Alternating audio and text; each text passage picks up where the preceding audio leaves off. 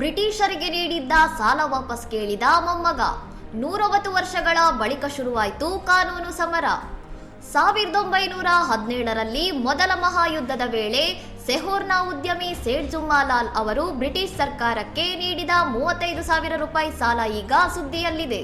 ಅಂದು ನೀಡಿದ್ದ ಹಣಕ್ಕೆ ಇಂದು ಬಡ್ಡಿ ಸೇರಿದರೆ ಕೋಟ್ಯಾಂತರ ರೂಪಾಯಿ ಆಗಲಿದ್ದು, ಸಾಲದ ದಾಖಲೆಗಳನ್ನು ಹಿಡಿದು ಮೊಮ್ಮಗ ವಿವೇಕ್ ಕೃತಿಯ ಹಣ ವಾಪಸ್ ಕೇಳುತ್ತಿದ್ದಾರೆ. ಬ್ರಿಟಿಷರು ನೀಡಿದ್ದ ವಿಲ್ ಮತ್ತು ಹಳೆಯ ಕೌಟುಂಬಿಕ ದಾಖಲೆಗಳನ್ನು ಸಾಕ್ಷಿಯಾಗಿಟ್ಟುಕೊಂಡಿರುವ ಕುಟುಂಬ ಬ್ರಿಟಿಷ್ ಸರ್ಕಾರಕ್ಕೆ ನೋಟಿಸ್ ನೀಡಲು ಸಜ್ಜಾಗಿದೆ. ಸಾಲ ಕೊಟ್ಟ 20 ವರ್ಷಗಳ ನಂತರ ಸೇಠ್ ಜುಮ್ಮಾಲಾಲ್ ನಿಧನರಾಗಿದ್ದರು.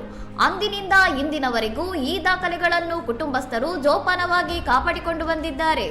ಅಂತಾರಾಷ್ಟ್ರೀಯ ಕಾನೂನಿನಡಿ ಐತಿಹಾಸಿಕ ಸಾಲ ತೀರಿಸುವಂತೆ ಆಗ್ರಹಿಸಲಾಗಿದ್ದು, ಈ ವಿಚಿತ್ರ ಪ್ರಕರಣ ಈಗ ಹೇಗ್ ಅಂತಾರಾಷ್ಟ್ರೀಯ ನ್ಯಾಯಾಲಯದ ಮೆಟ್ಟಿಲೇರುವ ಸಾಧ್ಯತೆ ಇದೆ. ಇನ್ನಷ್ಟು ಸುದ್ದಿಗಳಿಗಾಗಿ ನೋಡ್ತಾ ಇರಿ ಸೌರಂ ಟಿವಿ.